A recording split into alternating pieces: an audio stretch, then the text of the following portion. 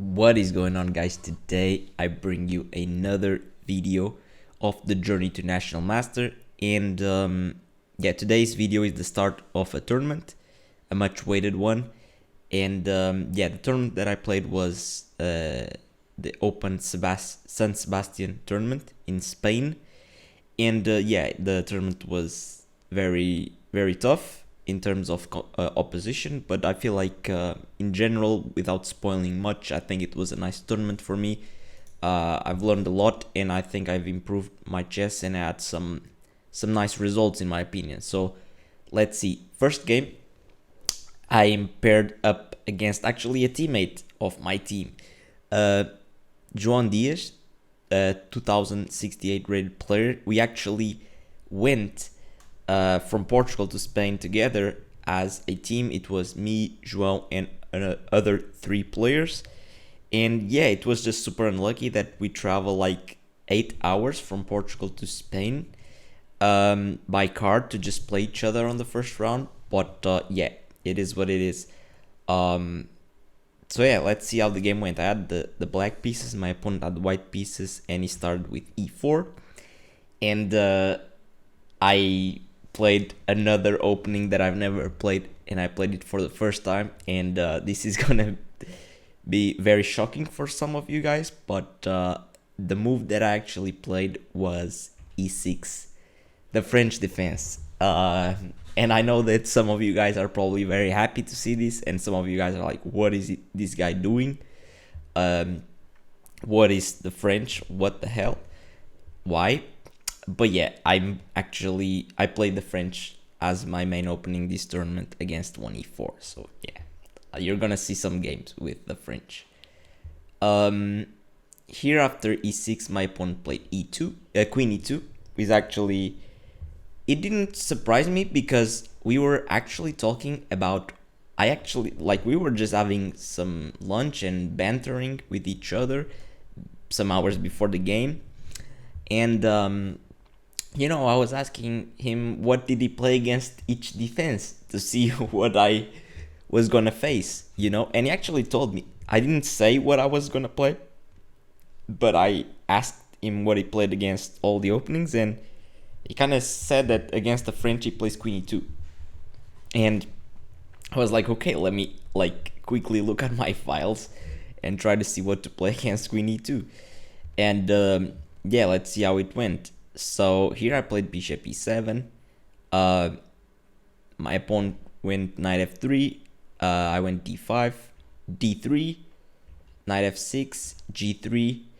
And yeah, this, I castled. He played bishop g2, and this is like the King's Indian attack against the French. And of course I don't have any experience on the black side of this opening, and I also don't think I have pretty much any experience as the white side as well. I think I never had this on the board, over the board. But yeah, I knew that black should be fine, and the idea is pretty much to take as much space on the queen side as you can, because normally white is gonna try to checkmate black, and black is gonna try to checkmate white on the queen side. It doesn't really work like that. You can checkmate someone without a king, but you'll get the reference there. So yeah, after bishop g2 I played c5, and my opponent castled. And here I played knight c6, and my opponent played e5.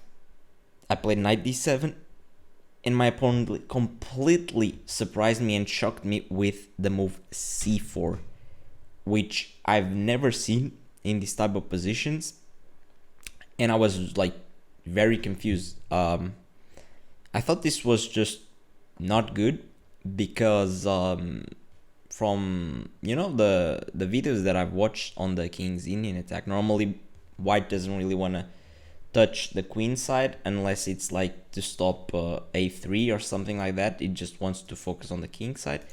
But yeah, here c4, I mean, it asks me a question like, what do you want to do about the c4 pawn?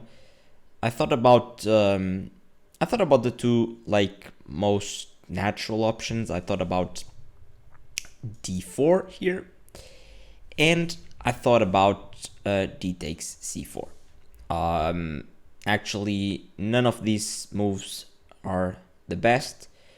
Here, the engine actually just likes to just wait and to not touch the center here with like waiting moves like a6, maybe to play some rook b8, b5, and leave this tension here.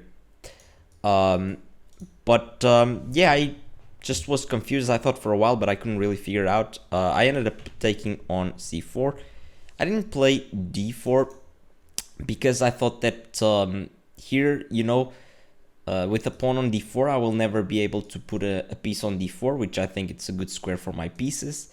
And also, I just saw that my opponent could play knight bd2, knight d4, knight d6, and yeah, this is just not what I want. Also, if I try a6, my opponent just plays a4. Yeah, he gives me the b4 square, but there's not really anything happening around this side of the board if I can't get my pawns through. So yeah, I don't think the knight on b4, might be looking pretty, but it won't be doing much there once white takes off out his pieces. But yeah, I just took on c4. I thought, okay, at least I will have my my knight on d4 at some point, and yeah, that's just was my decision. And also here I just played queen c7 with tempo, attacking the pawn on e5. Now I'm attacking it 3 times, so my opponent defends with bishop f4, and I thought that was fine here, and yeah, I'm fine.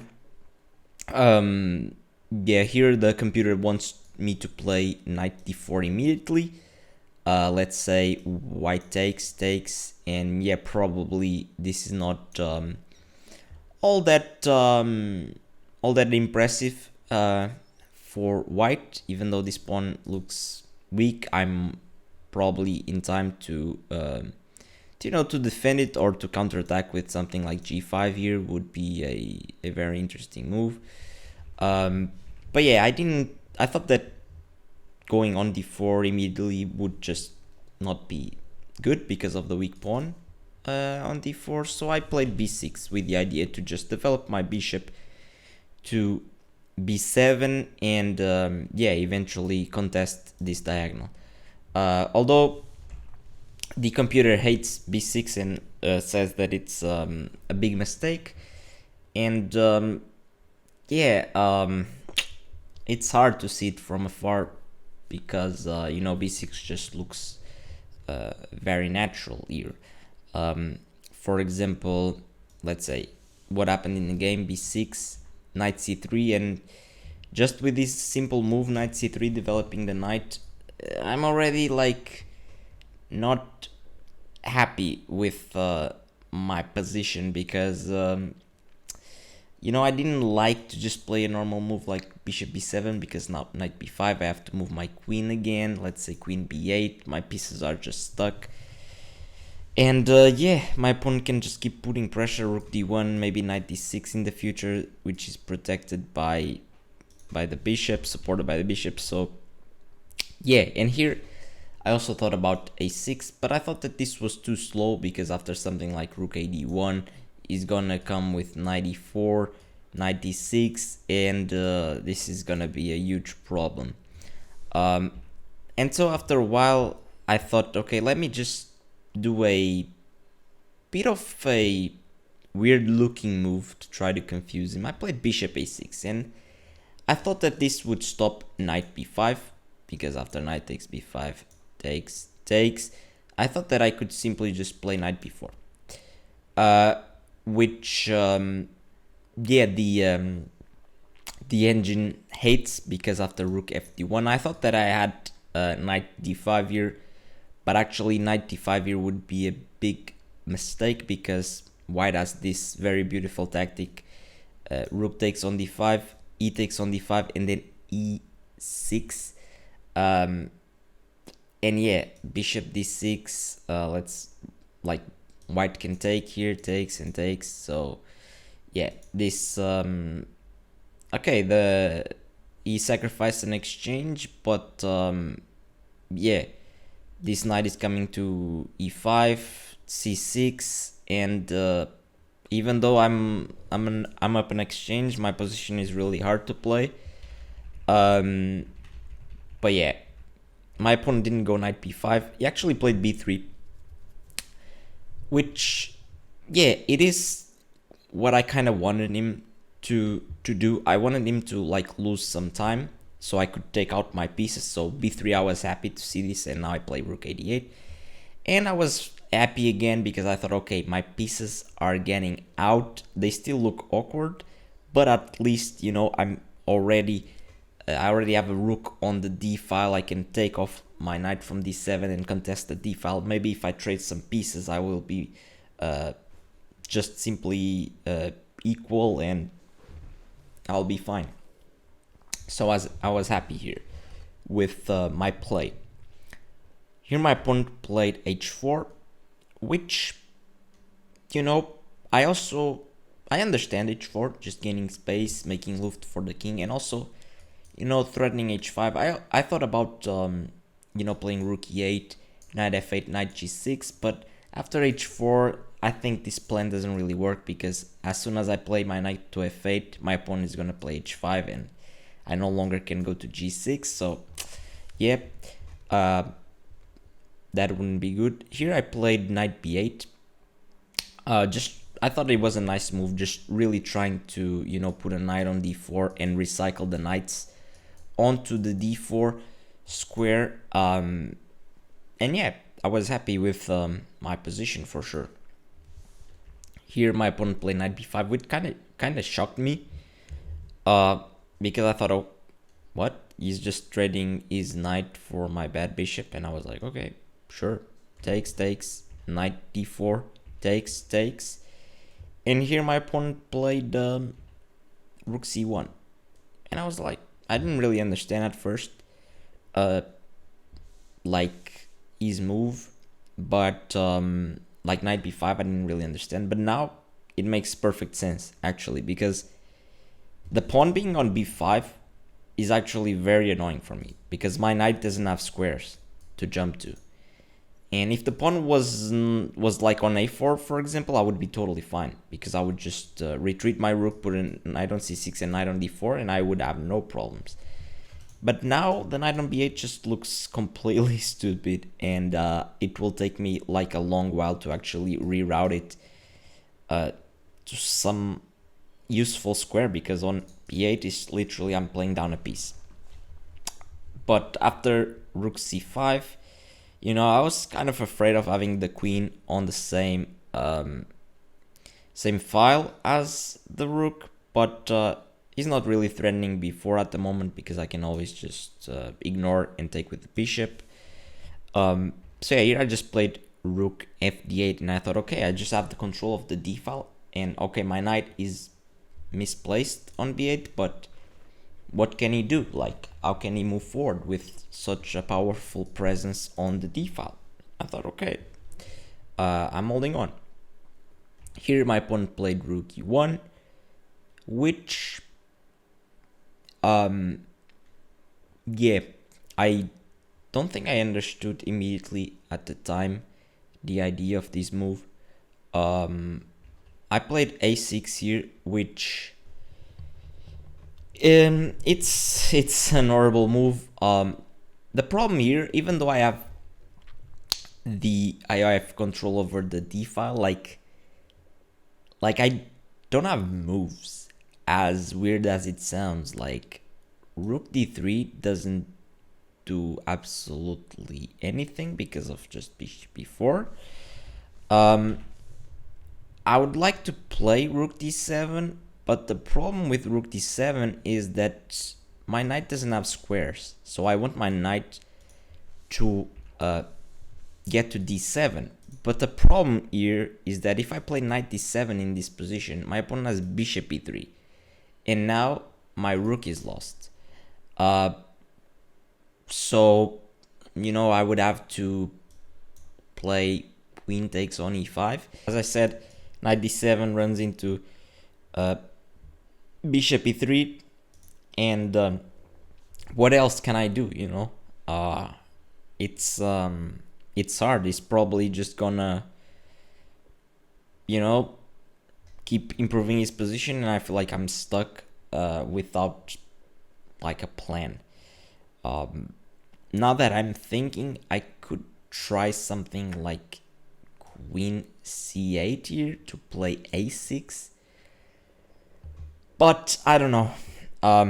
Yeah, I I I'm kind of paralyzed in this position. But yeah, here I played A6, and you know, I just thought, okay, I played A6 because I had to just open up my position somehow, and I thought, okay, he takes on A6, I take with the knight, and then I'm gonna, he plays like something like A3. I'm gonna come back to B8, C6, and I reroute my knight. That's what I thought. And after he took on A6, I also thought maybe he's gonna play A4, something like that. And here I was like 8 xp5, 8 xp5. I might even have this, I thought, but after A6 he took here, and I immediately took with the knight, and as soon as I pressed the clock, I saw that I gave up a piece. Like, bro, he was like, what the hell? He just took the piece, and I was like super sad, because again, 2 games in a row I gave up a piece, like for free, just completely blindness, like completely not seeing that that A6 was protected by the queen. So like I was super sad. And yeah, like I just played some moves out of just sadness, and I resigned here. There's nothing much to do. Yeah, I just gave up a piece. But yeah, honestly, like my opponent just completely outplayed me from beginning to end of the game. Yeah, even if I didn't give up a piece, I don't think like I would be able to even draw, because this position is super hard. Like I just don't see a way for me to actually improve my position. It feels like I'm stuck. Regarding the opening here, instead of bishop e7, I had a few possibilities. I had e5, which my trainer actually told me that I should have played probably e5. But here actually there's like a very annoying move which my opponent would have played because he told me, which is f4. And this is very annoying because this is literally like a king's gambit with the extra like queen e2 move. So after takes, here my opponent just has d4, and yeah, this is super unpleasant for me. And yeah, I definitely didn't want to go into something like this. Nope, I don't want to play like these type of positions. And I also could have played c5, which transposes into some e6 Sicilian. I don't know if you call this Taimanov or not, maybe. But yeah, also like I don't have any experience with this opening, so I just decided to stick to the things that I saw with bishop e7. So yeah, this was the first game, actually a pretty interesting game. Despite the piece sacrifice, I think I played well with the knowledge that I had in the position. But yeah, this was the first game, and yeah, the second game of the tournament is coming soon. Stay tuned. Bye bye.